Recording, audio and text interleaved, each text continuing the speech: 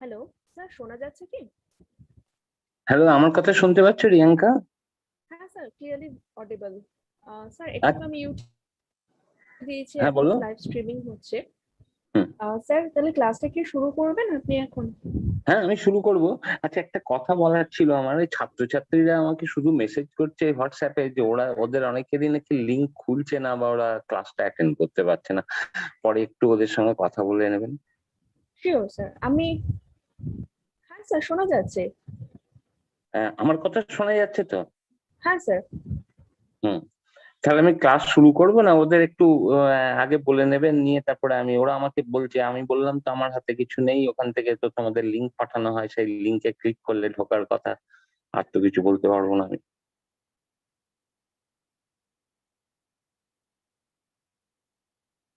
Hello. Hello sir, শোনা যাচ্ছে? হ্যাঁ, আমি শুনতে পাচ্ছি। Okay sir. আমার কোনো অ্যাকচুয়ালি অসুবিধা। না না, হ্যাঁ। অ্যাকচুয়ালি আমি ইউটিউবে ওটা লাইভ করছিলাম, তো মানে লাইভ স্ট্রিম হচ্ছিল, ওই জন্য ইকো হচ্ছিল একটা আর কি। আচ্ছা, আচ্ছা, আচ্ছা। তাহলে না, কি স্যার ক্লাস? আমি ভিডিওটা বন্ধ রেখেছি যাতে শোনা ভালো করে যায়, শোনাটাই ওকে, ইম্পর্টেন্ট। অসুবিধা নেই। তাহলে স্যার ক্লাসটা কি শুরু করবেন এখন? হ্যাঁ, আমি শুরু করি। Okay sir, okay. হুম। হুম।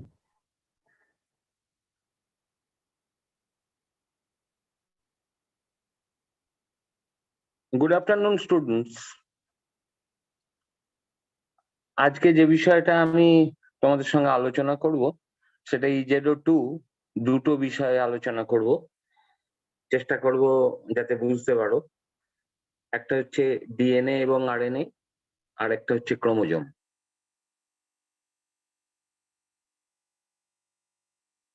আহ আগে ডিএনএ এবং আরএনএ আলোচনা করব, কারণ ডিএনএ আরএনএ না বুঝলে ক্রোমোজোম বোঝা একটু অসুবিধে। যদিও তোমাদের স্টাডি মেটেরিয়ালে প্রথমে ক্রোমোজোম আছে, তারপরে ডিএনএ আরএনএ আছে।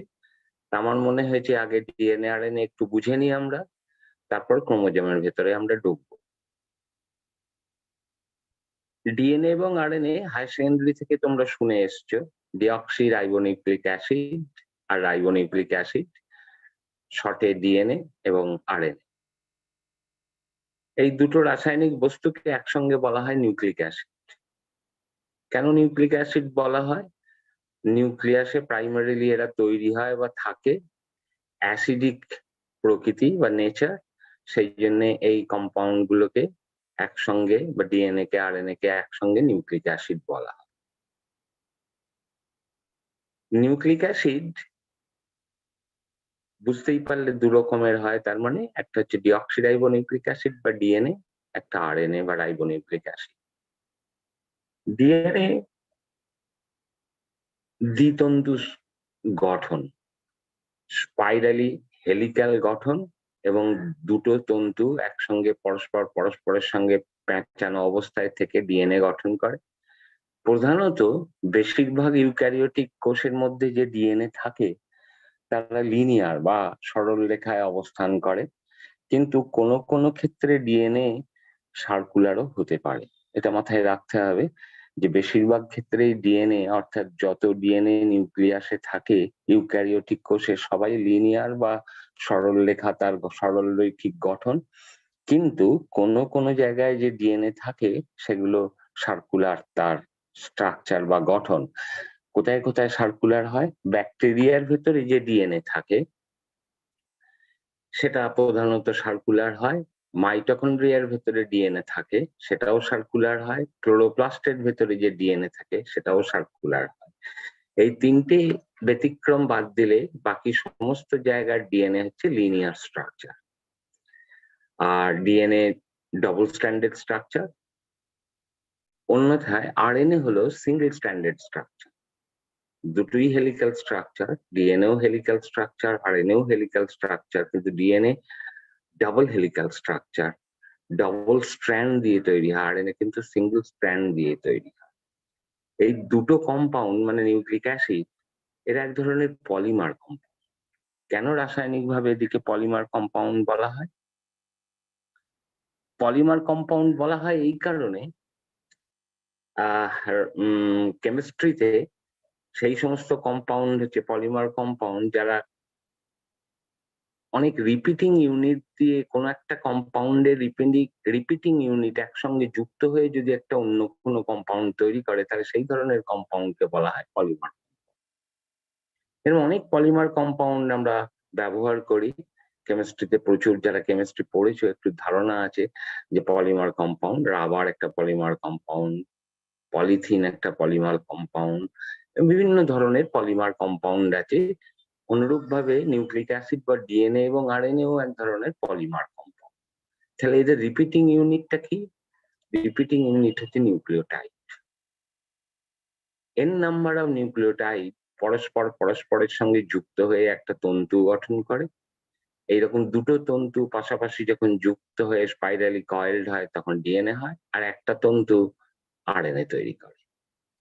তাহলে একটা তন্তুতে কি থাকে? এন নাম্বার অফ নিউক্লিওটাইড থাকে। সে নিউক্লিওটাইড গুলো হচ্ছে মনোমার বা রিপিটিং ইউনিট। অসংখ্য নিউক্লিওটাইড পরস্পরের সঙ্গে যখন যুক্ত হয়ে যাবে তখন সেটা হয়ে যাবে একটা পলিমার কম্পাউন্ড, হয় ডিএনএ কিংবা আরএনএ। এখন নিউক্লিওটাইডটা কি সেটা আমাদের বুঝে নিতে হবে। নিউক্লিওটাইড হলো তিনটে রাসায়নিক কম্পাউন্ড বা যৌগ যখন একসঙ্গে যুক্ত হয় হয়ে যে কম্পাউন্ড তৈরি করে তাকে বলা হয় নিউক্লিওটাইড। কি কি তিনটে কম্পাউন্ড পরস্পরের সঙ্গে যুক্ত হলে নিউক্লিওটাইড গঠন করতে পারে? এই তিনটে কম্পাউন্ড হচ্ছে এক অণু নাইট্রোজেনাস ক্ষার বা নাইট্রোজেনাস বেস, এক অণু 5 কার্বন যুক্ত রাইবোজ সুগার বা শর্করা, এক অণু H3PO4 বা অর্থোফসফরিক অ্যাসিড। তাহলে এই তিনটে যৌগ যখন পরস্পরের সঙ্গে যুক্ত হবে হয়ে যে যৌগটা তৈরি করবে তাকে বলা হয় নিউক্লিওটাইড। তাহলে নিউক্লিওটাইডের মধ্যে তিনটে যৌগ আছে: অর্থোফসফরিক অ্যাসিড, এক অণু 5 কার্বন যুক্ত রাইবোজ সুগার, এক অণু নাইট্রোজেন ধর্মী ক্ষার বা নাইট্রোজেনাস বেস। এই অর্থোফসফরিক অ্যাসিড থাকার জন্য নিউক্লিওটাইড গুলো অ্যাসিডিক ইন নেচার, এবং যেহেতু অসংখ্য নিউক্লিওটাইড দিয়ে ডিএনএ বা আরএনএ তৈরি হয় সেই জন্য তারাও অ্যাসিডিক ইন নেচার। এই নিউক্লিওটাইড থেকে H3PO4 যদি আমরা বাদ দিয়ে দিই তাহলে যে কম্পাউন্ডটা তৈরি হয় তাহলে তাকে বলা হয় নিউক্লিওসাইড। এরও একটা গুরুত্ব আছে। নিউক্লিওসাইড কখনোই আরএনএ বা ডিএনএ তৈরি করতে কাজে লাগে না। তাহলে নিউক্লিওসাইড হয় কেন?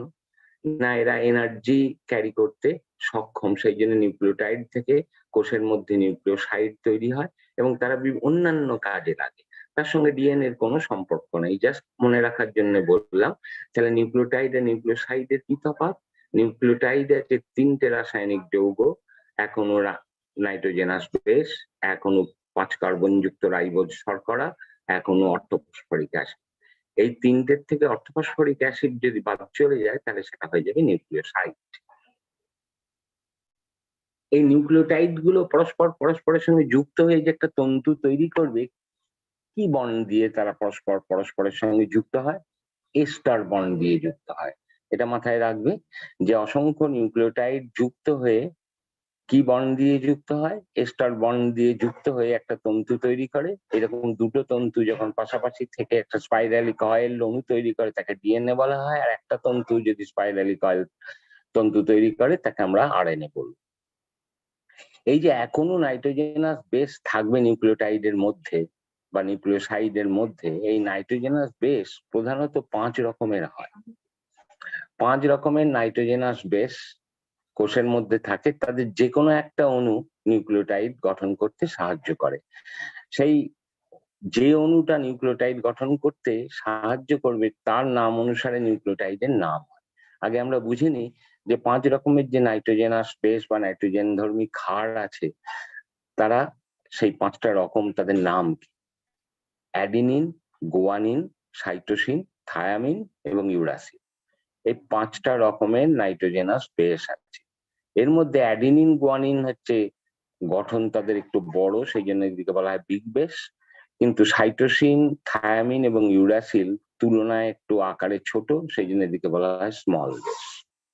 এই বিগ বেসকে বায়োলজিতে বলা হয় পিউরিন বেস। তাহলে পিউরিন বেস 2 রকমের হলো, অ্যাডিনিন এবং গুয়ানিন। পিরিমিডিন বেস বা স্মল বেস সেটা 3 রকমের, সাইটোসিন, থায়ামিন এবং ইউরাসিল। এই 5 রকমের মধ্যে ডিএনএ তে যে নাইট্রোজেনাস বেস গুলো কাজে লাগে ডিএনএ তৈরি করতে বা ডিএনএ এর যে নিউক্লিওটাইড সেটা তৈরি করতে, সেটা হলো অ্যাডিনিন, গুয়ানিন, সাইটোসিন এবং থায়ামিন। ইউরাসিল কিন্তু কখনোই কাজে লাগে না ডিএনএ তৈরি করতে বা ডিএনএ নিউক্লিওটাইড তৈরি করতে। আরএনএ যখন তৈরি হবে বা আরএনএ নিউক্লিওটাইড যখন তৈরি হবে, সেখানেও 4টে নাইট্রোজেনাস বেস লাগবে, সেখানে কিন্তু থায়ামিনটা থাকবে না। যেমন ডিএনএ তে থায়ামিন ছিল, ইউরাসিল ছিল না। আরএনএ তে থায়ামিন না থেকে অ্যাডিনিন, গুয়ানিন, সাইটোসিন এবং ইউরাসিল, এই 4টে নাইট্রোজেনাস বেসের মাধ্যমে নিউক্লিওটাইড গঠন হবে যে কোনো একটা নিয়ে, এবং তার দিয়ে আরএনএ তৈরি হবে। এবার আমরা একটু বুঝে নিই যে এই ডিএনএ এবং আরএনএ এর পার্থক্যগুলো কি। এটা একটা কোশ্চেন হতে পারে তোমাদের পরীক্ষার জন্য, যে what are the differences between DNA and R. তাহলে প্রথম হচ্ছে নামে পার্থক্য। ডিএনএ মানে ডিঅক্সি রাইবোনিউক্লিক অ্যাসিড, আরএনএ মানে রাইবোনিউক্লিক অ্যাসিড। দ্বিতীয় পার্থক্য হলো ডিএনএ এর মধ্যে যে রাইবোজ সুগার থাকে, তার সেই সুগারের দ্বিতীয় পজিশনে একটা অক্সিজেন অণু কম থাকে, সেই জন্য এই সুগারটাকে বলা হয় ডিঅক্সি রাইবোজ সুগার। ডিঅক্সি মানে একটা অক্সিজেন অ্যাবসেন্ট রাইবোজ সুগারের, এবং সেই কোন অক্সিজেন অ্যাবসেন্ট, সেকেন্ড পজিশনে যে অক্সিজেনটা থাকে সেই অক্সিজেনটা অ্যাবসেন্ট। সেই জন্য এই সুগারটাকে বলা হয়, ডিএনএ তে যে রাইবোজ সুগার থাকে তাকে বলা হয় ডিঅক্সি রাইবোজ। কিন্তু আরএনএ তে যে রাইবোজ সুগার থাকে সেখানে সব অক্সিজেন গুলো প্রেজেন্ট থাকে বলে সেই সুগারটাকে বলা হয় শুধু রাইবোজ সুগার। আগেই বলেছি আমি যে ডিএনএ এবং আরএনএ হেলিক্যাল গঠন, তাদের প্যাঁচানো গঠন। সেই প্যাঁচানোর জিওমেট্রি অনুসারে ডিএনএ এর প্যাঁচটা কিরকম, বি ফর্মের প্যাঁচ হতে পারে, এ ফর্মের হতে পারে, জেড ফর্মের হতে পারে। এই যে কোনো তিনটের মধ্যে একটা প্যাঁচ ডিএনএ এর মধ্যে থাকতে পারে। আমি পরে আলোচনা করব এই প্যাঁচের উপরে নির্ভর করে ডিএনএ এর অনেক রকম প্রকারভেদ আছে, ক্লাসিফিকেশন আছে, সেটা আলোচনা করবো একটু পরে। তো ডিএনএ এর যে প্যাচটা সেটা কি ফর্মে হতে পারে, তিনটের যে কোনো একটা, এ ফর্মের হতে পারে, জেড ফর্মের হতে পারে, অথবা বি ফর্মের। কিন্তু আরএনএ কখনোই এ ফর্ম ছাড়া অন্য কোনো ফর্মের প্যাচ দিয়ে তার গঠন তৈরি হতে পারে না। তাহলে মাথায় রাখতে হবে যে আরএনএ এর প্যাচ গুলো সবসময়ই এ ফর্ম, হেলিক্যাল জিওমেট্রিটা হচ্ছে এ ফর্মের, কিন্তু ডিএনএ বি, এ অথবা জেড যে কোনো একটা ফর্মের হতে পারে। তৃতীয় পার্থক্য হচ্ছে কি না, ডিএনএ হচ্ছে দ্বিতন্তু স্ট্রাকচার, দুটো তন্তু থাকে, আরএনএ কিন্তু এক তন্তু স্ট্রাকচার। তার মানে ডিএনএ এর ক্ষেত্রে দুটো নিউক্লিওটাইডের চেন থাকবে। একটা চেন নিউক্লিওটাইডের আর একটা নিউক্লিওটাইড চেনের সঙ্গে কিভাবে যুক্ত হয়, হাইড্রোজেন বন্ড দিয়ে যুক্ত হয়। আরএনএ এর ক্ষেত্রে কিন্তু কেবলমাত্র একটাই নিউক্লিওটাইডের চেন থাকে। নেক্সট পার্থক্যটা কি না, এইমাত্র বললাম ডিএনএ তে নাইট্রোজেনাস বেস যেগুলো থাকে 4 রকমের থাকে, সেখানে ইউরাসিল বেসটা অনুপস্থিত থাকে, অ্যাডিনিন, গুয়ানিন, সাইটোসিন, থায়ামিন থাকে। আরএনএ এর ক্ষেত্রে অ্যাডিনিন, গুয়ানিন, সাইটোসিন, থায়ামিন অনুপস্থিত থাকে, ইউরাসিল থাকে। নেক্সট পার্থক্যটা অত্যন্ত গুরুত্বপূর্ণ পার্থক্য, এটা মাথায় রাখবে কারণ এর সঙ্গে রিলেটেড ক্রোমোজোমের গঠন আছে। সুতরাং এই পয়েন্টটা মাথায় রাখবে, কারণ নেক্সট আলোচনা আমরা ক্রোমোজোমে যাব যখন, এটা মাথায় রাখতে হবে। পার্থক্যটা কি, ডিএনএ হচ্ছে self replicating or self duplicating molecule. মানে কি, ডিএনএ নিজেই ডিএনএ তৈরি করতে পারে। সুতরাং একটা DNA is capable two synthesise another molecules of DNA. DNA তৈরি হওয়ার জন্য অন্য কারোর সাহায্য লাগে না, একটা ডিএনএ একাধিক ডিএনএ মলিকিউল তৈরি করতে পারে। এই ধরনের যদি কোনো রাসায়নিক যৌগ থাকে তাহলে তাকে বলা হয় সেলফ রেপ্লিকেটিং বা সেলফ ডুপ্লিকেটিং মলিকিউল। ডিএনএ সেই রকম একটা সেলফ রেপ্লিকেটিং বা সেলফ ডুপ্লিকেটিং মলিকিউল। আরএনএ কিন্তু কখনোই আরেকটা আরএনএ মলিকিউলস তৈরি করতে পারে। আরএনএ সবসময়ই ডিএনএ থেকে তৈরি হয়। সুতরাং আরএনএ তৈরি হতে গেলে ডিএনএ সাহায্য লাগবে। All RNA are synthesized from DNA. সেটা most important point of difference. DNA এর ক্ষেত্রে নিউক্লিওটাইড গুলো যে তৈরি হবে, সে একটা নিউক্লিওটাইড আর একটা নিউক্লিওটাইডের সঙ্গে যখন জোড় বাঁধবে হাইড্রোজেন বন্ড দিয়ে, তার একটা নির্দিষ্ট রীতি আছে। সেই রীতিটা কি, ডিএনএ এর ক্ষেত্রে অ্যাডেনিন সবসময় থায়ামিনের সঙ্গে জোড় বাঁধবে, সাইটোসিন সবসময় গুয়ানিনের সঙ্গে জোড় বাঁধবে। কিন্তু আরএনএ এর ক্ষেত্রে জোড় বাঁধাটা হচ্ছে অ্যাডেনিন সবসময় ইউরাসিলের সঙ্গে জোড় বাঁধে, আর গুয়ানিন সাইটোসিনের সঙ্গে জোট বাঁধে, যেহেতু থায়ামিন আরএনএ এর মধ্যে থাকে না। নেক্সট পয়েন্ট অফ ডিফারেন্স কি আরএনএ এবং ডিএনএ? পিউরিন এবং পিরিমিডিন বেস ডিএনএ এর মধ্যে ইকুয়াল নাম্বারে থাকে, অর্থাৎ যতগুলো একটা ডিএনএ মলিকিউলের যদি পিউরিন বেস এবং পিরিমিডিন বেস নাইট্রোজেনাস বেস আলাদা করি, তাহলে তার সংখ্যা এবং পরিমাণ যদি আমরা মেজার করি, তাহলে দেখবো যতগুলো সংখ্যায় পিউরিন বেস একটা মলিকিউল ডিএনএ এর মধ্যে আছে, ঠিক ততগুলো সংখ্যাতেই পিরিমিডিন বেস থাকবে একটা ডিএনএ মলিকিউলের মধ্যে। আরএনএ এর ক্ষেত্রে কিন্তু এরকম কোনো রুল বা নির্দিষ্ট নিয়ম নেই, সেখানে পিউরিন পিরিমিডিনের সংখ্যা পরিমাণ আলাদা আলাদা হতে পারে। নেক্সট পয়েন্ট অফ ডিফারেন্স কি না, ডিএনএ সবসময়তেই আলট্রাভায়োলেট রে দ্বারা ক্ষতিগ্রস্ত হয়, খুব সেন্সিটিভ টু আলট্রাভায়োলেট রে। সুতরাং একটা ডিএনএ মলিকিউল যদি এক্সপোজার হয় আলট্রাভায়োলেট রের এগেনস্টে, তাহলে ডিএনএটা ভেঙে যেতে পারে। কিন্তু আরএনএ তুলনামূলকভাবে রেজিস্ট্যান্ট টু আলট্রাভায়োলেট রে, যার জন্য প্রখর সূর্যের তাপে কোনো অ্যানিমেল থাকে না, কারণ সূর্যের আলোর মধ্যে প্রচুর আলট্রাভায়োলেট রে থাকে। সেই আলট্রাভায়োলেট রে ডিএনএ কে ড্যামেজ করতে পারে, ডিএনএ ড্যামেজ হলে শরীরের চরিত্রগত বৈশিষ্ট্যের পরিবর্তন হয়। এটা মাথায় রাখতে হবে যে DNA is very sensitive two ultraviolet রে। নেক্সট পয়েন্ট অফ ডিফারেন্স কি, ডিএনএ সবসময়তেই থাকে কোথায়? ইউক্যারিওটিক কোষের নিউক্লিয়াসের মধ্যে থাকে, ব্যতিক্রম কেবলমাত্র মাইটোকন্ড্রিয়া আর ক্লোরোপ্লাস্ট। এই দুটো ব্যতিক্রম বাদ দিলে ডিএনএ সবসময়তেই ইউক্যারিওটিক কোষের নিউক্লিয়াসের মধ্যে থাকে। আরএনএ কিন্তু তৈরি হয় নিউক্লিয়াসে, থাকে নিউক্লিয়াসে থাকতেও পারে, আবার নিউক্লিয়াস থেকে বেরিয়ে এসে সাইটোপ্লাজমের মধ্যেও থাকে। এই পয়েন্ট অফ ডিফারেন্সটা মাথায় রাখতে হবে। সুতরাং DNA is always found in nucleus, only in exception of mitochondria and chloroplast. In other ways, DNA সবসময়তেই নিউক্লিয়াসের মধ্যে তার অবস্থান। আরএনএ নিউক্লিয়াসে তৈরি হয় ঠিকই, কিন্তু সে মুভ করে from nucleus to cytoplasm, cytoplasm to nucleus. Next point of difference কি, একটা ডিএনএ টেম্পারেচার বাড়ার সঙ্গে সঙ্গে ডিএনএটা ডিনেচার্ড হয়ে যায়, তার ফাংশনালিটি নষ্ট হয়ে যায়। আবার টেম্পারেচার কমিয়ে দিলে পর সেই ডিনেচার ডিএনএ মলিকিউলসটা আবার পুনরায় ফাংশনাল স্টেটে চলে আসে, তাকে বলা হয় রিনেচারেশন। সুতরাং এটা একটা ডিএনএ এর প্রপার্টি, ডিনেচারেশন এবং রিনেচারেশন। ডিনেচারেশন এবং রিনেচারেশন টেম্পারেচারের সঙ্গে রিলেটেড। টেম্পারেচার বাড়লে 50 ডিগ্রি সেলসিয়াসের উপরে টেম্পারেচার উঠলে ডিএনএ দুটো তন্তু একে অপরের থেকে আলাদা হয়ে যাবে, একে বলা হয় ডিনেচারেশন। এই আলাদা হয়ে গেলে ডিএনএ কিন্তু কোনো কাজ করতে পারে না। আবার টেম্পারেচার কমিয়ে দিলে পর ওই দুটো আলাদা তন্তু পরস্পরের সঙ্গে জোট বেঁধে আবার নতুন সেই পুরনো ডিএনএ স্ট্রাকচারটা তৈরি করতে পারে, একে বলা হয় রিনেচারেশন। সুতরাং ডিনেচারেশন এবং রিনেচারেশন ডিএনএ এর ক্ষেত্রে হয় এবং এটা স্লো প্রসেস ডিএনএ এর ক্ষেত্রে, কিন্তু আরএনএ এর ক্ষেত্রে এটা খুব ফাস্ট প্রসেস, খুব দ্রুত সম্পন্ন হয়। ডিএনএ এর next point of difference, DNA এর কোয়ান্টিটি বা পরিমাণ প্রত্যেকটা কোষের মধ্যে নির্দিষ্ট। Each and every cell has its own DNA in fixed quantity and fixed amount. কিন্তু আরএনএ এর কোয়ান্টিটি সেলের ফাংশনাল স্ট্যাটাসের উপরে ডিপেন্ডেন্ট, অর্থাৎ ভেরিয়েবল। কখনো আরএনএ এর পরিমাণ কম থাকে সেলের মধ্যে, কাজ যদি না থাকে, কখনো বেশি থাকতে পারে, কাজ যদি থাকে।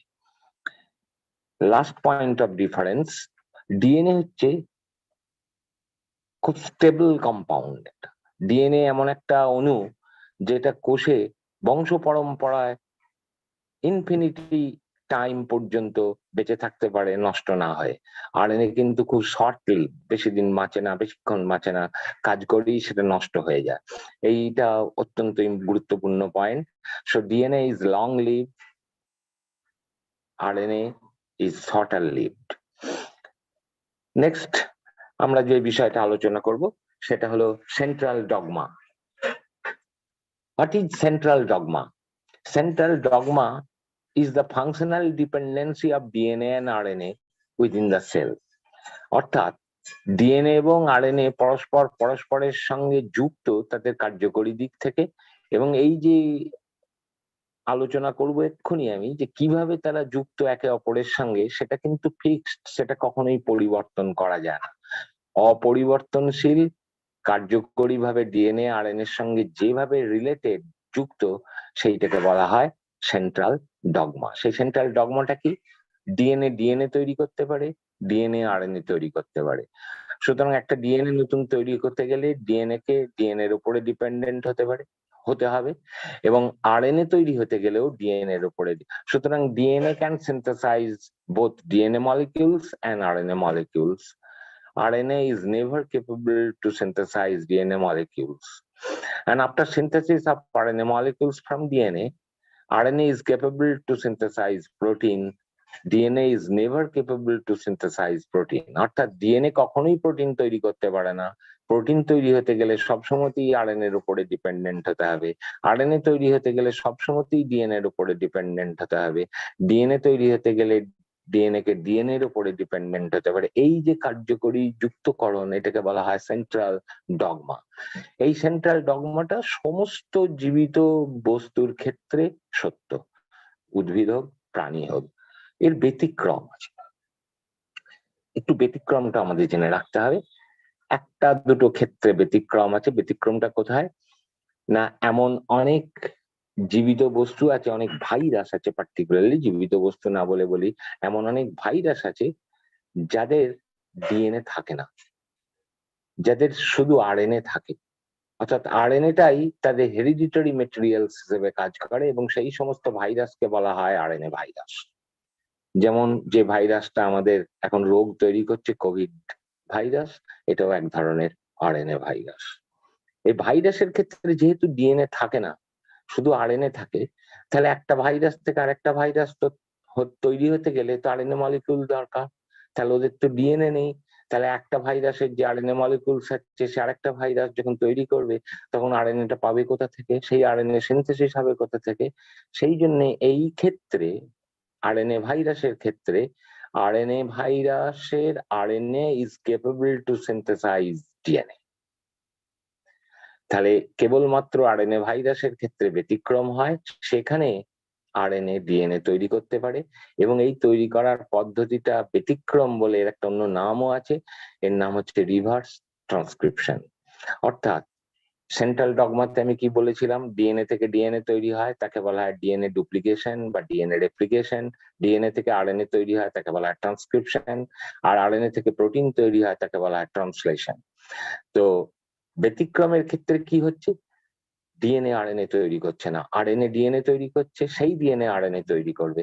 এই ধরনের যে উল্টো প্রসেস, এটাকে বলা হয় রিভার্স ট্রান্সক্রিপশন। তাহলে ট্রান্সক্রিপশন হলো আরএনএ সিনথেসাইজ ফ্রম ডিএনএ, আর রিভার্স ট্রান্সক্রিপশন হলো DNA is synthesized from RNA, is known as reverse transcription. এটা গেল ডিএনএ এবং আরএনএ। এরপরে আমরা আসি ডিএনএ এবং আরএনএ এর ক্লাসিফিকেশন। আগেই আমি বলেছি যে ডিএনএ এর কেমিস্ট্রি, সুতরাং নিউক্লিক অ্যাসিড যে আরএনএ এবং ডিএনএ দুটো ভাগ, তার ডিএনএ কিন্তু এক রকমের হয় না। দুটো তন্তু নিয়ে ডিএনএ গঠিত হয়, এবং তার প্যাচ হেলিক্যাল জিওমেট্রির উপরে ডিপেন্ড করে, এবং কতগুলো নিউক্লিওটাইড থাকবে সেই ডিএনএ মলিকিউলস এর মধ্যে, তার উপরে ডিপেন্ড করে ডিএনএ প্রধানত 4 রকমের হয়। সে 4 রকমের ডিএনএ কি কি? বিডিএনএ, এডিএনএ, জেডডিএনএ, সিডিএনএ। সুতরাং there are 4 classes of DNA molecules: বিডিএনএ, এডিএনএ, জেডডিএনএ এবং cDNA. What is the difference between each form of DNA from others? বিডিএনএ হচ্ছে সেই ডিএনএ মলিকিউলস যার দুটো তন্তু প্যাঁচ খাবে লেফট হ্যান্ডেড ডাইরেকশনে, অর্থাৎ বাঁ দিকে প্যাঁচানো থাকে। যদি বাঁ দিকে ডিএনএ এর প্যাঁচ থাকে, সেই ডিএনএ কে আমরা বলবো বিডিএনএ। এডিএনএ ও বাঁ দিকে প্যাঁচ থাকবে। তাহলে এর সঙ্গে বি এর তফাৎ কি? না, বিডিএনএ বাঁদিকে প্যাচ থাকবে, এডিএনএ বাঁদিকে প্যাচ থাকবে, কিন্তু একটা প্যাচের মধ্যে বিডিএনএ যদি হয় তাহলে 10টা নিউক্লিওটাইড পেয়ার থাকবে, কিন্তু এডিএনএ এর ক্ষেত্রে 11টা নিউক্লিওটাইড পেয়ার থাকবে। এটাই একমাত্র তফাৎ।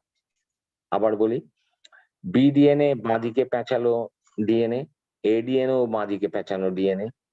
তফাৎ হচ্ছে একটা প্যাচের মধ্যে নিউক্লিওটাইডের নাম্বার বিডিএনএ এর ক্ষেত্রে 10টা, এডিএনএ এর ক্ষেত্রে 11টা। জেড ডিএনএ হচ্ছে ডান দিকে প্যাচ, তারও একটা প্যাচের মধ্যে 10টা নিউক্লিওটাইড পেয়ার থাকে। আর সি ডিএনএ হচ্ছে ওই ব্যতিক্রম যে ডিএনএ, অর্থাৎ যেখানে ডিএনএটা আরএনএ থেকে তৈরি হয় তাকে বলা হয় কমপ্লিমেন্টারি ডিএনএ, সেইটাকে বলা হয় সি ডিএনএ। এটাও লেফট হ্যান্ডেড প্যাচ, বাঁদিকে প্যাচ এই ডিএনএটা। এই 4 রকম ডিএনএ এর মধ্যে সমস্ত ইউক্যারিওটিক কোষে যে ডিএনএ গুলো থাকে, যেগুলো সব কাজ করে, কোষের কাজ, প্রাণীর যা কাজ সে কাজ করে, সব ফাংশনাল ডিএনএ হচ্ছে বি ডিএনএ।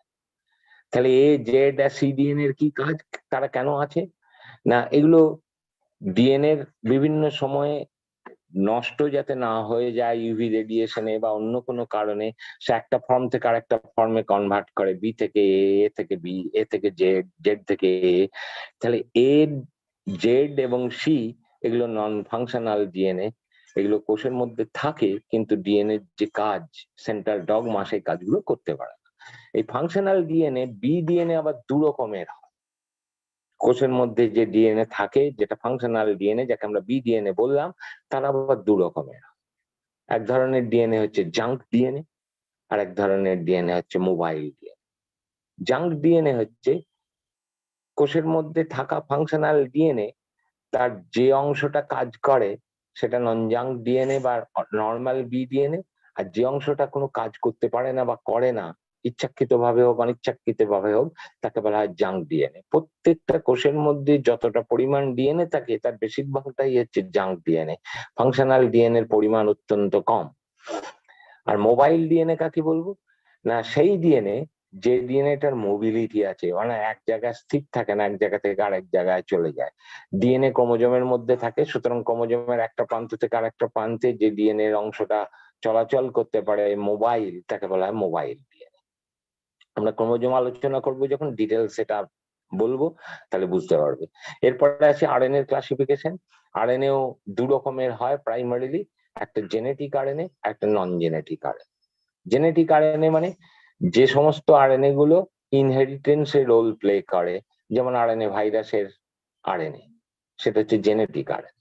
কিন্তু আমাদের কোষে যে আরএনএ থাকে সেটা হচ্ছে নন জেনেটিক আরএনএ, তার কোনো হেরিডিটারি রোল নেই, সে বংশগতিতে কোনো রোল প্লে করে না, কোনো গুরুত্বপূর্ণ ভূমিকা তার নেই।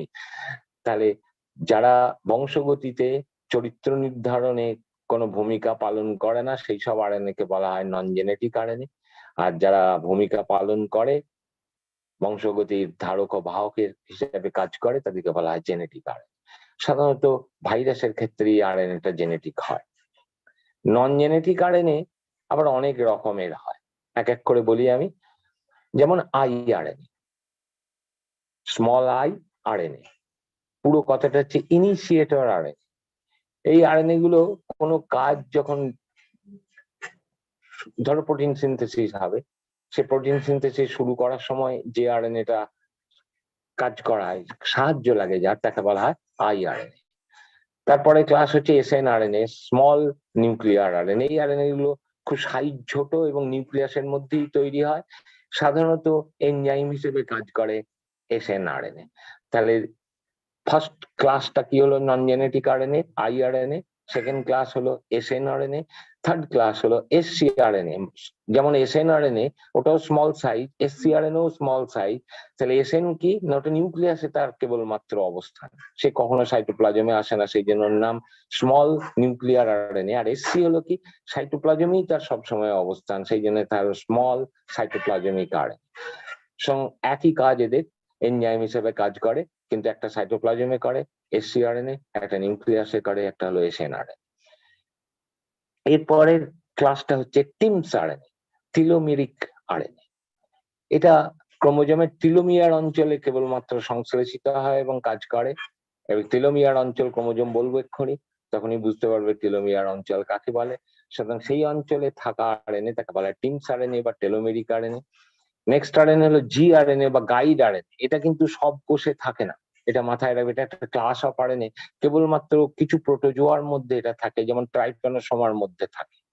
গাইড আরএনএ, একে বলা জি আরএনএ বা guide RNA. Next RNA class হলো মিক আরএনএ। এটাকে বলা হয়, পুরো কথাটা হলো mRNA inhibiting complementary RNA. MIC, MIC, MIC RNA. মিকটার পুরো কথাটা কি? mRNA inhibiting complementary RNA. তাহলে mRNA হলো এক ধরনের স্পেশাল টাইপের আরএনএ। সেই আরএনএ যখন সংশ্লেষিত হয়, সেই সংশ্লেষে বাধাদানকারী যে আরএনএ তাকে বলা হয় মিক আরএনএ। এরপরে অ্যান্টিসেন্স আরএনএ, নেক্সট ক্লাস হচ্ছে অ্যান্টিসেন্স আরএনএ। অ্যান্টিসেন্স আরএনএ সাধারণত কার্যকরী হয় ডিএনএ এর উপরে। ডিএনএ যখন আরএনএ তৈরি করে, অ্যান্টিসেন্স আরএনএ সেই ডিএনএ এর সঙ্গে পেয়ার করে গিয়ে আরএনএ তৈরি করতে দেয় না, সেই জন্য একে বলা হয় অ্যান্টিসেন্স আরএনএ। এরপরে তিনটে ক্লাস অত্যন্ত গুরুত্বপূর্ণ ক্লাস, অত্যন্ত ফাংশনালি ইম্পর্টেন্ট আরএনএ এর ক্লাস, সেটা হচ্ছে আরআরএনএ, টিআরএনএ আর এমআরএনএ। আরআরএনএ হলো কি? Ribosomal RNA.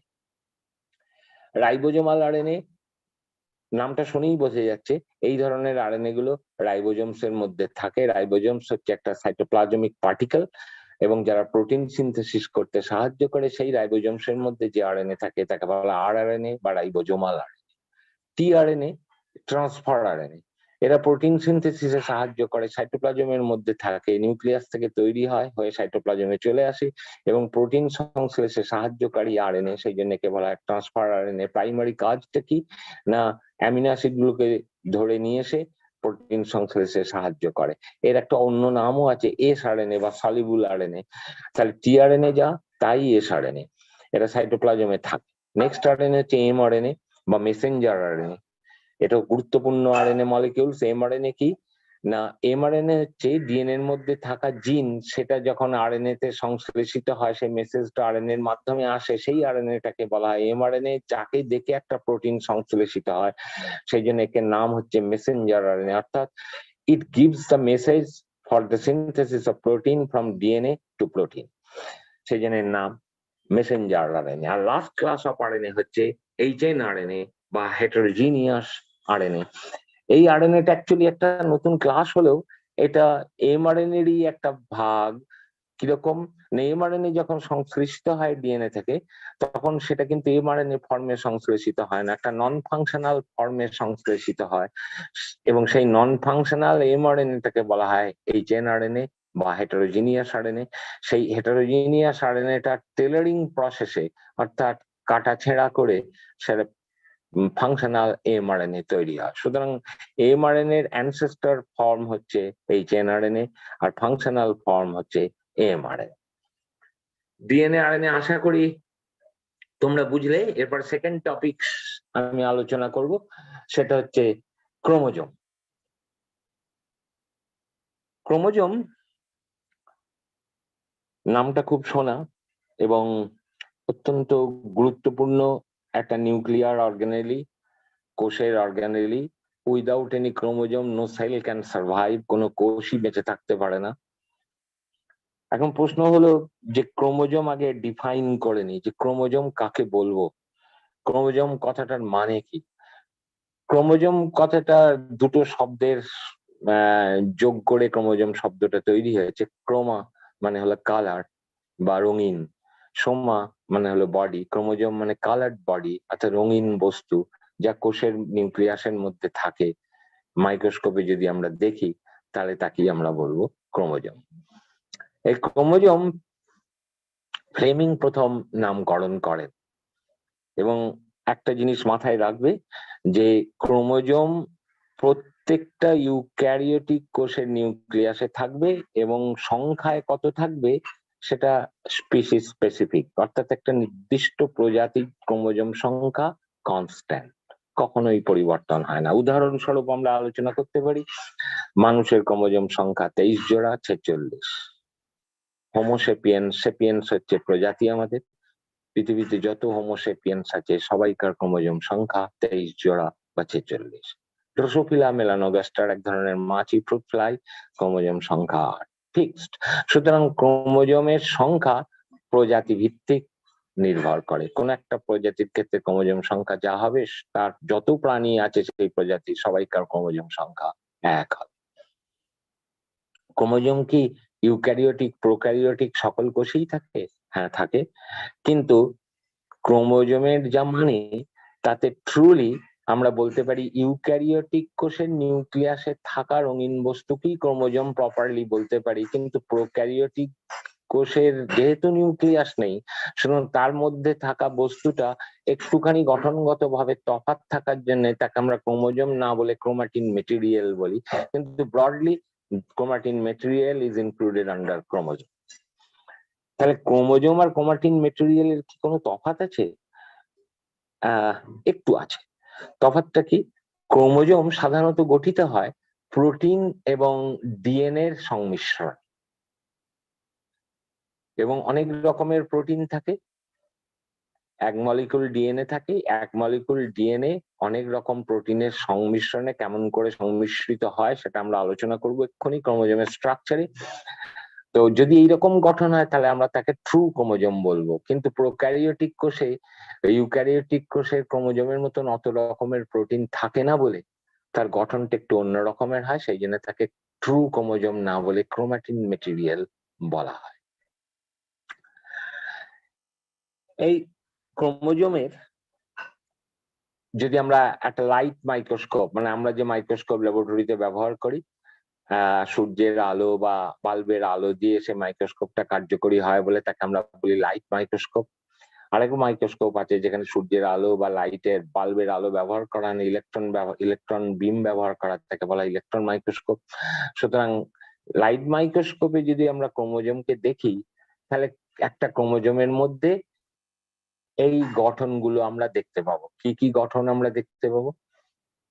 Chromatid, chromonema, pellicle, matrix, primary constriction, secondary constriction. এক একটা করে ডিসকাস করি। এটা অ্যানাটমি অফ ক্রোমোজোম। সুতরাং লাইট মাইক্রোস্কোপের নিচে একটা ক্রোমোজোমকে দেখবো যখন আমরা হায়ার ম্যাগনিফিকেশনে, তখন সেখানে আমরা কি দেখতে পাবো না, একটা ক্রোমোজোমে made up of two chromatid, or each chromosome is longitudinally divided into two equal parts, and each part is known as chromatid. So we can say each chromosome is made up of two chromatids. এই প্রত্যেকটা ক্রোমাটিডের ভেতরে একটা thread like structure থাকে, সেটা কিছুই না DNA, তাকে বলা হয় ক্রোমোনিমা। So each chromatid contains one DNA or chromosome. সুতরাং দুটো ক্রোমোনিমা থাকে, দুটো ক্রোমাটিড থাকে একটা ক্রোমোজোমের মধ্যে, এবং ক্রোমোনিমার ডিএনএ মলিকিউলসটা তাকে ঘিরে একটা প্রোটিনের পর্দা থাকে, মাইক্রোস্কোপের নিচে আমরা দেখবো, তাকে বলা হয় পেলিকেল। So the whole chromosome is covered by a protein membrane or protein-like structures known as pellicle. এই পেলিকেলের ভেতরে জায়গাটাকে বলা হয় ম্যাট্রিক্স। ম্যাট্রিক্স কি না, ম্যাট্রিক্সের মধ্যে ক্রোমোনিমা থাকে। এই গোটা ক্রোমোজোমটা সর্বত্র একই রকম তার গঠন নয়। ক্রোমোজোম যদি লাইট মাইক্রোস্কোপের নিচে দেখি তাহলে দেখবো সব ক্রোমোজোমের কোনো একটা অঞ্চল কনস্ট্রিক্টেড, খাঁজ আছে। সমস্ত chromosome contain one constriction, and that constriction is known as primary constriction, এবং সেই প্রাইমারি কনস্ট্রিকশনটার কিছুই নয়, সেন্ট্রোমিয়ার। মাথায় রাখতে হবে যে this is most essential component, structural component of chromosome. Each and every chromosome must bear a primary constriction or centromere. If there is no centromere in a chromosome, that chromosome will be lost subsequently. It will not survive for a long time. So primary constriction or centromere is essential component. এটা কিন্তু সব ক্রোমোজোমেই থাকবে। আরেকটা constriction থাকে কোন কোন ক্রোমোজোমে, সব ক্রোমোজোমে থাকে না, বিশেষ বিশেষ একটা দুটো ক্রোমোজোমে থাকে। ওটাও একই ধরনের খাঁজ বা কনস্ট্রিকশন, তাকে বলা হয় সেকেন্ডারি কনস্ট্রিকশন। এর একটা অন্য নাম আছে। প্রাইমারি কনস্ট্রিকশনের যেমন নাম বললাম সেন্ট্রোমিয়ার, সেকেন্ডারি কনস্ট্রিকশনের একটা অন্য নাম আছে, তার নাম হচ্ছে এনওসি বা নিউক্লিওলার অর্গানাইজিং সেন্টার।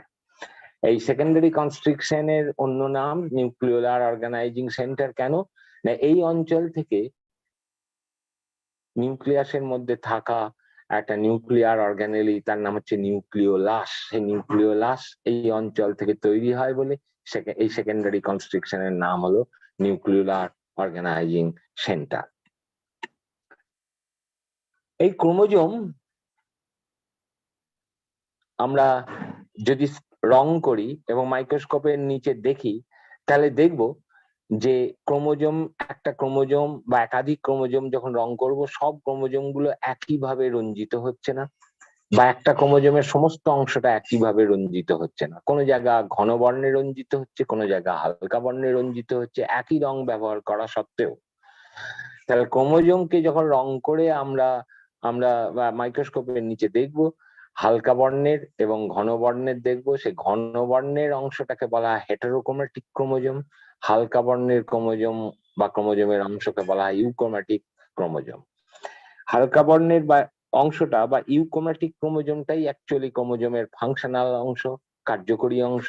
হেটেরোক্রোম্যাটিক অংশ মানে যেটা ঘন বর্ণে রঞ্জিত হয় সেটা নন ফাংশনাল অংশ। এই নন ফাংশনাল অংশ বা হেটেরোক্রোম্যাটিক অংশটা আবার দু রকমের হতে পারে, রঙের উপরেই ডিপেন্ড করবে। কোনো সময় ঘন বর্ণে রঞ্জিত হয়, কোনো সময় হালকা বর্ণে রঞ্জিত হয়। যদি এরকম হেটেরোক্রোম্যাটিক অংশ থাকে তাহলে তাকে বলা হয় ফ্যাকাল্টেটিভ হেটেরোক্রোম্যাটিক অংশ, এবং যদি সবসময়ই ঘন বর্ণে রঞ্জিত হয় তাহলে তাকে আমরা বলবো কনস্টিটিউটিভ হেটেরোক্রোম্যাটিক অংশ। আমি আগেই বললাম যে একটা কোষে প্রজাতির ক্ষেত্রে ক্রোমোজোম সংখ্যা নির্দিষ্ট, কিন্তু কোষ বিভাজনের সময় যদি দেহকোষ হয় তাহলে একটা কোষ যখন বিভাজিত হবে তার অপত্য কোষগুলোতে সমসংখ্যক ক্রোমোজোম পাবে। কিন্তু সেক্সুয়ালি রিপ্রোডিউসিং প্রাণী মানে যারা যৌন জননে অংশগ্রহণকারী প্রাণী, সেই সমস্ত প্রাণীদের জনন কোষ যখন বিভাজিত হয় মিয়োসিস প্রক্রিয়ায়, তখন মাতৃকোষ অপেক্ষা অর্ধেক ক্রোমোজোম পায় অপত্য কোষগুলো। তাহলে ক্রোমোজোম সংখ্যার উপরে নির্ভর করে কোষকেও আমরা নামকরণ করি। যদি অর্ধেক সংখ্যক ক্রোমোজোম সংখ্যাযুক্ত কোষ থাকে তাহলে বলা হয় হ্যাপ্লয়েড সেল, আর যদি সমান সংখ্যক মানে যা ক্রোমোজোম থাকার কথা সেই ক্রোমোজোম নিয়ে একটা কোষ থাকে তাকে বলা হয় ডিপ্লয়েড সেল। ডিপ্লয়েড সেলকে বায়োলজিতে ব্যবহার করা হয় সাংকেতিকভাবে 2n সেল, হ্যাপ্লয়েড সেলকে ব্যবহার করা হয় n cell, small n means haploid cell, 2n means diploid cell. এই ক্রোমোজোম কি কাজ করে বা কোন অংশটা কাজ করে বা কোন অংশটা হেটেরোক্রোম্যাটিক কোন অংশটা ইউক্রোম্যাটিক তার উপরে ডিপেন্ড করে ক্রোমোজোমকে বিভিন্ন ব্যান্ডে বিভক্ত করা হয়। অর্থাৎ ক্রোমোজোমের কার্যকরী অংশ, অকার্যকরী অংশ, ক্রোমোজোমের কোন অংশটা কোন কাজ করে আইডেন্টিফাই করার জন্য যে রং করার পদ্ধতি, এবং তাতে আমি আগেই বলেছি যে সব একইভাবে রঞ্জিত হবে না, আলাদা আলাদা ভাবে রঞ্জিত হয়। তো বিভিন্ন রং দিয়ে যে ক্রোমোজোমকে রঞ্জিত করে তার বিভিন্ন অংশকে আইডেন্টিফাই করা হয় সেই পদ্ধতিটাকে বলা হয় ক্রোমোজোম ব্যান্ডিং। আবার বলি, what is chromosome banding? Chromosome banding is a method by which we can identify the functional portion of chromosome by using a specialized or specific stain. যে রং ব্যবহার করে আমরা এটা আইডেন্টিফাই করব সেই নাম অনুসারে তার ব্যান্ডিং হয়। যেমন প্রধানত 4 রকমের ব্যান্ডিং হয়: G banding, R banding, C banding, Q banding. আগে বলে নি, জি ব্যান্ডিং বা গিমসা ব্যান্ডিং মানে এখানে গিমসা একটা স্টেইন বা রং, যে রং দিয়ে রঞ্জিত করে ক্রোমোজোমের ফাংশনাল নন ফাংশনাল অংশগুলোকে আইডেন্টিফাই করা হয়, ব্যান্ড আইডেন্টিফাই করা হয়। যেহেতু গিমসা ব্যবহার করা হয় তাই এর ব্যান্ডিংটার নাম জি ব্যান্ডিং। আর ব্যান্ডিং হলো রিভার্স ব্যান্ডিং, মানে স্টেন না করে যদি আমরা আইডেন্টিফাই করতে পারি তাহলে সেটাকে বলা হয় রিভার্স ব্যান্ডিং। আর কোন স্টেন ইউজ করে যদি সেন্ট্রোমিয়ার অংশটাকে আইডেন্টিফাই করতে পারি তাহলে আমরা বলবো সি ব্যান্ডিং। আর যদি কৈনিক্রিন স্টেন ইউজ করে ব্যান্ডিংটা আইডেন্টিফাই করি তাকে বলবো কৈনিক্রিন ব্যান্ডিং বা কিউ ব্যান্ডিং। এই কৈনিক্রিন ব্যান্ডিং দিয়ে স্ট্রং স্টেন ওলা অংশটাকে আইডেন্টিফাই করার নাম পজিটিভ ব্যান্ডিং, আর উইক স্টেন দিয়ে আইডেন্টিফাই করার পদ্ধতিটাকে বলা হয় negative band. So there are two kinds of Quinicrin banding, positive banding and negative banding. Positive banding কাকে বলবো? The band or the region or the portion of the chromosome which shows strong staining affinity, ঘন বর্ণে রঞ্জিত হবে, যদি সেটা দিয়ে identify করি তাহলে তাকে আমরা বলবো পজিটিভ ব্যান্ড। আর যদি হালকা বর্ণে রঞ্জিত হওয়া অংশকে আইডেন্টিফাই করতে পারি তাহলে আমরা বলবো নেগেটিভ ব্যান্ডিং। এটা গেল একটা টিপিক্যাল ক্রোমোজোমের গঠন। এইবার আমরা আসি, ক্রোমোজোম তৈরি হতে গেলে আগেই বলেছি আমি যে এক অণুর ডিএনএ এবং অসংখ্য রকমের প্রোটিন একসঙ্গে অ্যামালগামেটেড হয়ে ক্রোমোজোম তৈরি করে। এবার আমরা জেনে নিই যে ডিএনএ মলিকিউল তো থাকবে এক অণু, এবং সেটা সবসময়ই বি ফরম্যাট ডিএনএ অণু থাকবে, কারণ বি ফরম্যাট ডিএনএ, বি ডিএনএটাই ফাংশনাল ডিএনএ, এবং তার লেন্থ কত, এই অণুটা কত বড় হবে সেটা ডিপেন্ড করবে ক্রোমোজোম সাইজের উপরে।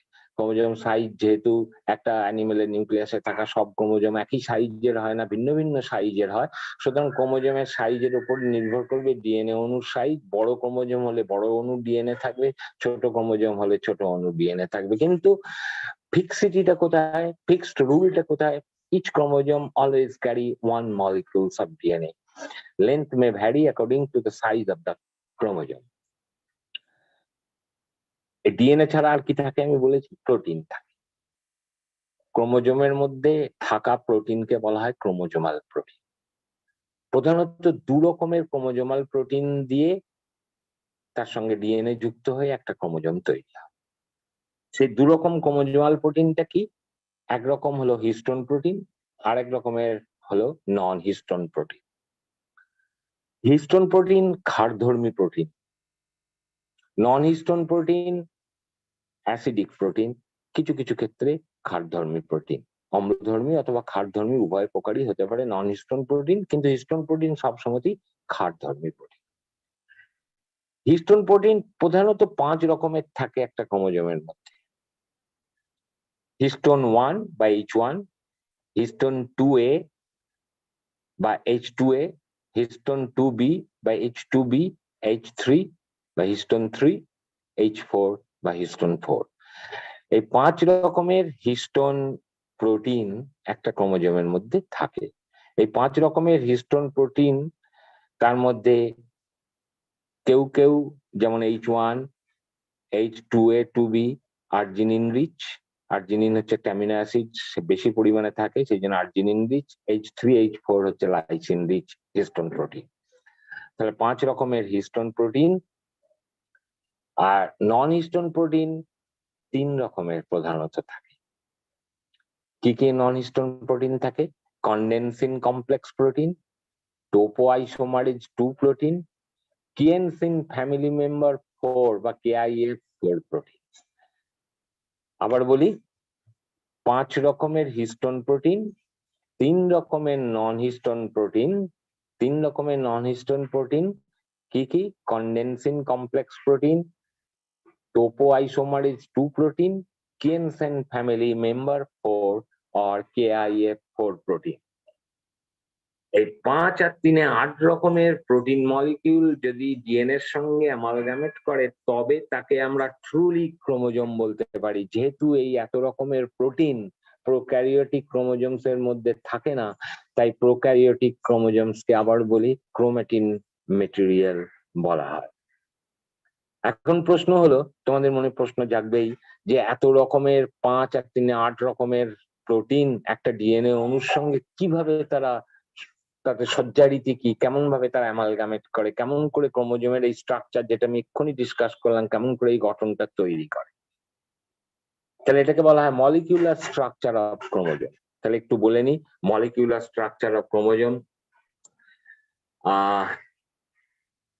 যে কনসেপ্টের মাধ্যমে, এটা একটা থিওরিটিক্যাল কনসেপ্ট, কারণ মলিকিউল আণবিক গঠন ক্রোমোজোমস এর মাইক্রোস্কোপের নিচে দেখা যায় না, সুতরাং এর যে গঠন হয় মডেলিং এর মাধ্যমে, থিওরিটিক্যাল কনসেপশনের মাধ্যমে মডেলিং তৈরি করা। সে মডেলিং এর মাধ্যমে আমরা ছবি এঁকে বোঝাতে পারি। যেমন ডিএনএ এর গঠন আমরা জানি, আমি বললাম সেটা থিওরিটিক্যাল কনসেপ্ট বা মডেল থেকে এসেছে, ওয়াটসন এন্ড ক্রিক দিয়েছিলেন।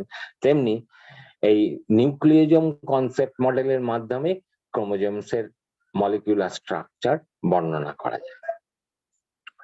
সেই প্রোটিন গুলো কিভাবে থাকে? অ্যাকচুয়ালি নিউক্লিওজোম কনসেপ্টটা কিছুই নয়, আমি একটা অ্যানালজি দিয়ে বোঝানোর চেষ্টা করছি।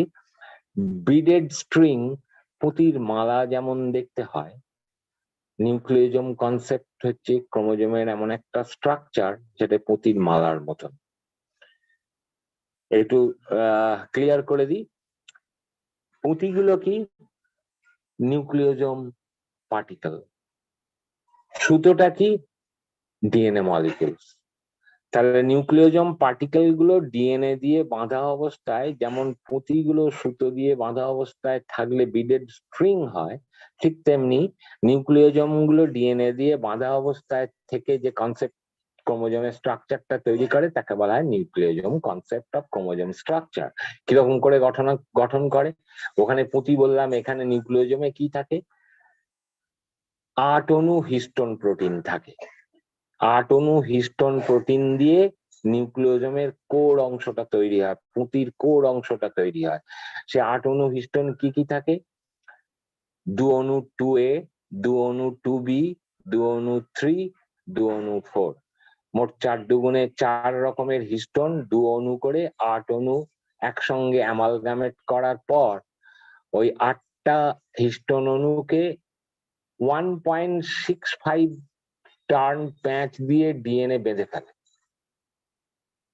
আবার বলি, 8 অণু হিস্টোন প্রোটিন, 2 অণু of each H2A, 2B, 3 and 4 histone octamer, তাকে ডিএনএ বাঁধবে কেমন করে? একটা পুরো প্যাচ আর একটা 0.65 প্যাচ, মানে 1.65 টার্ন বা প্যাচ দিয়ে ওইটাকে বাঁধবে। এই বাঁধার পর যে স্ট্রাকচারটা হলো এটাকে বলা হয় নিউক্লিওজোম কোর পার্টিকেল। এবারে যেহেতু একটা পুরো প্যাচ আছে আর একটা পুরো নেই, 0.65 প্যাচ আছে, তাহলে দুটো ডগকে অ্যাটাচ করার জন্য H1 হিস্টোন প্রোটিনটা কাজ করে, ওই দুটো ডগকে এঁটে ফেলে, দিয়ে যে পার্টিকেলটা তৈরি হলো তাকে বলা হয় নিউক্লিওজোম পার্টিকেল। তাহলে what is the difference between nucleosome and nucleosome core? Nucleosome কোরে H1 প্রোটিন থাকে না, 1.65 টার্ন ডিএনএ থাকে, আর হিস্টোন অক্টামার থাকে। এইরকম যত লম্বা ডিএনএটা থাকবে, এই নিউক্লিওজোম পার্টিকেল গুলো বানতে বানতে ডিএনএটা ক্রোমোজোম তৈরি করবে। তাহলে দুটো নিউক্লিওজোমের মধ্যবর্তী যে ডিএনএ অংশটা, অর্থাৎ দুটো পুঁতির মাঝখানে যে সুতোটা থাকে, সেই রকম দুটো নিউক্লিওজোমের মাঝখানের যে অংশ ডিএনএ মলিকিউলসটা থাকবে তাকে বলা হয় লিঙ্কার ডিএনএ। আশা করি বুঝতে পেরেছো। দুটো নিউক্লিওজোমের মধ্যবর্তী ডিএনএ যেটা নেকেড ডিএনএ, সেটাকে বলা হয় লিঙ্কার ডিএনএ। আগেই আমি বলেছি ডিএনএ বলার সময় যে ডিএনএ ভীষণ সেন্সিটিভ টু ডিস্ট্রাকশন, সেই জন্য ওই লিঙ্কার ডিএনএটা যেহেতু নেকেড, ওখানে কোনো প্রোটিন থাকে না, নন হিস্টোন প্রোটিন গুলো ওই লিঙ্কার ডিএনএ কে কভার করে থাকে। বোঝা গেল? এই যে টোটাল, এটাকে বলা হয় নিউক্লিওজোম স্ট্রাকচার অফ ক্রোমোজোম। আশা করি ক্রোমোজোম এবং ডিএনএ আরএনএ বুঝেছো। প্রিয়াঙ্কা, হ্যালো, তোমাদের প্রশ্ন থাকলে প্রশ্ন করো, বোঝার আচ্ছা, কোনো বলুন। অসুবিধা? হ্যাঁ, বলছি একটু আনমিউট করতে বলো, যে ডিসকাশনটা করে নি একটু। আচ্ছা আচ্ছা।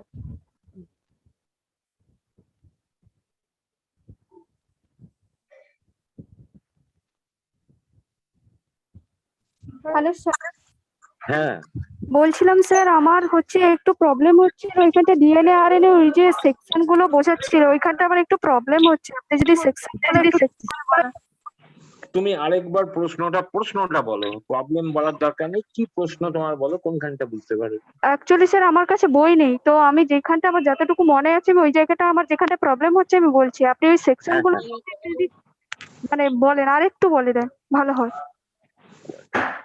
ডিএনএ ক্ষেত্রে না আরএনএ, দুজনের ডিএনএ এর ক্ষেত্রে। ডিএনএ প্রথমেই বলি এক এক করে, শর্ট করে আমি বলি।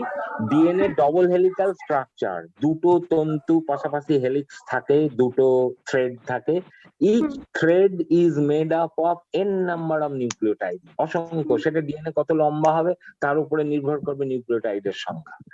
যাই হোক, দুটো থ্রেড পাশাপাশি তৈরি হয়। থ্রেড মানে কি না, n নাম্বার অফ নিউক্লিওটাইড পরস্পরের সঙ্গে যোগ হবে, যোগ হয়ে একটা থ্রেড তৈরি করে। যোগটা কিসের মাধ্যমে হয়? কেমিক্যাল বন্ডিং, যার নাম হচ্ছে এস্টার বন্ড। তাহলে একটা নিউক্লিওটাইড আর একটা নিউক্লিওটাইডের সঙ্গে যোগ হবে এস্টার বন্ড দিয়ে, আরেকটা nucleotide ester bond n number of যুক্ত একটা থ্রেড তৈরি হলো, অনুরূপ ভাবে আর একটা থ্রেড তৈরি হলো। এই দুটো থ্রেড পাশাপাশি যুক্ত হবে হাইড্রোজেন বন্ড দিয়ে। তাহলে ব্যাপারটা কিরকম দাঁড়ালো? একটা ল্যাডার দেখেছো, ল্যাডার মানে মই, সিঁড়ি, সেই সিঁড়ির মতন দাঁড়ালো। এবার ওইটার দুটো ডগ ধরে যদি পেঁচিয়ে দিই, it looks like a DNA. Sir একটু ম্যাট্রিক্স সম্বন্ধে যদি কিছু বলেন। ম্যাট্রিক্স, কোনটা? হ্যাঁ, ম্যাট্রিক্স ক্রোমোজোমের ম্যাট্রিক্স। হ্যাঁ, ক্রোমোজোমের ম্যাট্রিক্স। হ্যাঁ, ম্যাট্রিক্স হচ্ছে এটা যে ক্রোমোজোমের দুটো স্ট্রাকচার বলেছি আমি তোমাদের, একটা বলেছি লাইট মাইক্রোস্কোপিক স্ট্রাকচার আর একটা বলেছি molecular structure. Functional structure of chromosome হচ্ছে মলিকুলার স্ট্রাকচার, পোস্ট গ্রাজুয়েট করলে ডিটেল পড়বে, এটা তোমাদের অত নেই। আর লাইট মাইক্রোস্কোপিক স্ট্রাকচারটা কিন্তু ফাংশনাল স্ট্রাকচার নয়। আমরা চোখে লাইট মাইক্রোস্কোপে যেটা দেখবো ক্রোমোজোমকে কিরকম দেখবো তার গঠনটা আমি বললাম। তা ক্রোমোজোমটা যদি লাইট মাইক্রোস্কোপে দেখি তাহলে দেখবো একটা টোটাল এন্টিটি, একটা বডি, সেটার চারপাশে একটা কেউ ঘিরে আছে, সেই ঘিরে থাকা অংশটাকে বলা হয় পর্দা বা মেমব্রেন। অ্যাকচুয়ালি ক্রোমোজোমে কোনো পর্দা নেই, মলিকুলার স্ট্রাকচার আমি বোঝানোর চেষ্টা করেছি কোনো পর্দা নেই, কিন্তু লাইট মাইক্রোস্কোপে দেখলে মনে হবে একটা পর্দা দিয়ে ঘেরা অংশ ক্রোমোজোমটা। সে পর্দাটা যেহেতু লাইট মাইক্রোস্কোপে দেখা যায় তার নাম দিয়েছি পেলিকেল। পেলিকেল দিয়ে ঘেরা অংশ যা আছে ক্রোমোজোমের ভেতরে সেটাকে বলা হয় ম্যাট্রিক্স। ম্যাট্রিক্স এর মধ্যেই ক্রোমোনিমা থাকে। বোঝা গেল? স্যার জিন কিভাবে রিলেটেড ডিএনএ আরএনএ এর সঙ্গে? ডিএনএ আরএনএ এর সঙ্গে রিলেটেড নয়, আমি সেন্ট্রাল ডগমাটা বোঝানোর চেষ্টা করেছি। সেন্ট্রাল ডগমা কি না, functional dependency of DNA RNA. DNA কি কি করতে পারে? ডিএনএ ফাংশন নির্দিষ্ট ডিএনএ তৈরি করতে পারে, ডিএনএ আরএনএ তৈরি করতে পারে। আরএনএ এক্সকিউজ মি, কারোর একটা নিঃশ্বাস আসছে, প্লিজ বন্ধ করুন, আনমিউট করুন, কারোর একটা নিঃশ্বাস আসছে। আমি আবার বললি, সেন্ট্রাল ডগমা হচ্ছে functional dependencies between DNA and RNA, সেটাকে এবং সেন্ট্রাল ডগমাটা fixed for all DNA and RNA. What is central dogma? DNA is able to synthesize DNA, DNA is able to synthesize RNA, fixed, and RNA is able to synthesize protein. Sir linker DNA একবার please repeat. Sir linker DNA সম্বন্ধে। হ্যাঁ, linker DNA. Linker DNA হচ্ছে এটা molecular structure of ক্রোমোজোমে, যে ধরো histone অক্টামার DNA বাঁধলো পুঁতিটা যেমন সুতো দিয়ে, তার মানে সুতোর যে অংশটা পুঁতির ভেতরে ঢুকে গেল, তো সুতোটা নেকেড নয়, কিন্তু দুটো পুঁতির মাঝখানে যে সুতোটা যাচ্ছে সেটা নেকেড সুতো। ঠিক তেমনি ডিএনএটা যখন নিউক্লিওজোম তৈরি করছে, দুটো নিউক্লিওজোমের মাঝে ডিএনএ এর অংশটা আছে নেকেড, সেটাকে বলা হয় লিঙ্কার ডিএনএ। স্যার হিস্টোন প্রোটিনের 1.65 প্যাচটা একটু বলবেন। নিউক্লিওজোম কি দিয়ে, মানে পুঁতিটা, মানে অ্যানালজিটা আমি যেটা বোঝানোর চেষ্টা করছি, পুঁতি ইজ ইকুইভ্যালেন্ট টু নিউক্লিওজোম। তা নিউক্লিওজোম বা পুঁতিটা কি দিয়ে তৈরি হয়?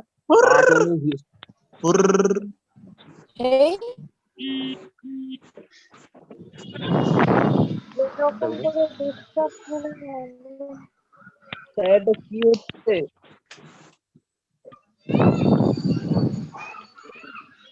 হ্যালো স্যার একটু স্যার, হিস্টোন প্রোটিনটা স্যার আপনার কথা কম, অন্য আওয়াজ বেশি আসছে, সবাইকে মিউট করতে বলুন। স্যার আনমিউট করতে নয়েজ হচ্ছে প্রচুর। নয়েজ হচ্ছে কি? এরকম ডিস্টারবেন্স হলে তো ক্লাস করা সম্ভব নয় তোমাদের। আমি চেষ্টা করছি তোমরা যাতে লিখতে পারো, না মুখস্থ করে, সেটা বোঝানোর। আচ্ছা স্যার কি কি বুকস গুলো কিনবো আমরা একটু নামগুলো বলে দেবেন প্লিজ। খণ্ড সম্পর্কে একটু বলুন না। আমি এটা পাঠিয়ে দেবো তোমাদের, তোমরা শেয়ার করে নিও। তোমরা যে কোনো একজন ইমেল আমাকে পাঠিয়ে দিও, আমার ইমেল অ্যাড্রেসটা আমি বলে দিচ্ছি, আমি সেখানে পাঠিয়ে দেবো তোমাদের। আচ্ছা স্যার। আচ্ছা স্যার, বলছি একটু জেড ডিএনএ সম্পর্কে কিছু বলুন না। জেড ডিএনএটা, জেড ডিএনএ হলো সব DNA left handed helical structure, geometry হেলিক্যালের জিওমেট্রি, হেলিক্সের জিওমেট্রি হচ্ছে লেফট হ্যান্ডেড সব DNA A B. Sir mobile DNA একটু বলবেন? দাঁড়াও এক এক স্যার করে বলি। একটা মিনিট হ্যাঁ, স্যার, আমি একটাই বলছি যে এই যে ডিএনএটা কথা বলছে মানে বাদিকে মুড়ে আছে নাকি ঘিরে রয়েছে? কারোর একটা নিঃশ্বাসের খুব আওয়াজ আসছে, কিছু শোনা যাচ্ছে না। বলবেন স্যার মোবাইল ডিএনএ নয়েজ করছে খুব। ডিএনএ একটু বলবেন বলি, হ্যাঁ বলছি, যে ডিএনএটা সম্পর্কে একটু বলুন। একসঙ্গে সবগুলো তো বলি না, এক এক করে বলি। জেড ডিএনএ হলো right handed helical DNA Z, left handed helical DNA হচ্ছে এ বি সি ডিএনএ। এবারে মোবাইল ডিএনএ হচ্ছে সব, কোন ডিএনএ এরই মোবিলিটি নেই, কিন্তু কিছু কিছু ডিএনএ এর অংশের মোবিলিটি আছে, সে এক জায়গায় নির্দিষ্ট থাকে না, চলাচল করে ক্রোমোজোমের ভেতরে, একটা প্রান্ত থেকে আরেকটা প্রান্তে যেতে পারে। যদি এরা মোবিলিটি থাকে ডিএনএ, তাকে বলা হয় মোবাইল ডিএনএ। এর অন্য নাম আছে ট্রান্সপোজন। স্যার চারগফের সূত্রটা বলবেন প্লিজ। চারগফের সূত্র হচ্ছে, আমি এইমাত্র বললাম ডিএনএ তে পিউরিন পিরিমিডিন ইকুয়াল অ্যামাউন্ট। যদি সেন্ট্রাল ডগমাটা এক এক করে এ আর সি আর জি এদের অনুপাত রিলেটেড। সিজির অনুপাতের উপরে এটির অনুপাত হবে, এটির অনুপাতের উপরে সিজির অনুপাত হবে একটা ডিএনএ মলিকিউলস এর মধ্যে। এটা চার্লকফ প্রমাণ করেছিলেন, তাই এর নাম চার্লকফ। সিডিএনএ সম্পর্কে একটু বলুন না। সিডিএনএ হচ্ছে ওই যে বললাম যে ব্যতিক্রম আছে সেন্ট্রাল ডগমার। যদি আরএনএ ডিএনএ তৈরি করে, তাহলে যে ডিএনএটা তৈরি হবে তাকে বলা হয় সিডিএনএ। কমপ্লিমেন্টারি নিউক্লিওজোম আর নিউক্লিওজোম কোডের পার্থক্যটা একটু বলুন। নিউক্লিওজোম হচ্ছে এই যে বললাম হিস্টোন অক্টামার, তাকে ডিএনএটা বাঁধবে একটা ফুল টার্ন আর 0.65 টার্ন, মানে বাঁধার নিয়মটা হচ্ছে 1.65 টার্ন দিয়ে